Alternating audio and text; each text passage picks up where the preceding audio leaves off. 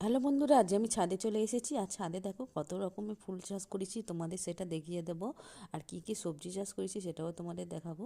আর এই দেখো আমার কত রকমের ফুল হয়েছে। আর এই কালারটা তো দুর্দান্ত লাগছে। সবকটা চন্দ্রমল্লিকার কালারগুলো সুন্দর লাগছে। এখনও খুব একটা ভালো করে ফোটেনি, তবে যেগুলো ফুটেছে সেগুলোই তোমাদেরকে দেখাচ্ছি। আর কিছুদিন পরে সব ভালো করে ফুটবে, তখন তোমাদের আর একবার ভিডিও করে দেখাবো। আর এই দেখো, এইটা দেখো, এত সুন্দর সুন্দর সব কালারগুলো হয়েছে। এখনও গাঁদা ফুলগুলো তাই ফোটেনি, সব কুঁড়িগুলো এসেছে, এখনও কিছু ফোটেনি। এটা শসা গাছ। আর প্রচুর ফুল ফুটেছে, মানে আমার ছাদ পুরো ভর্তি হয়ে আছে ফুলে ফুলে। আর চলো কীরকম লাগছে অবশ্যই কমেন্ট করে জানাবেন।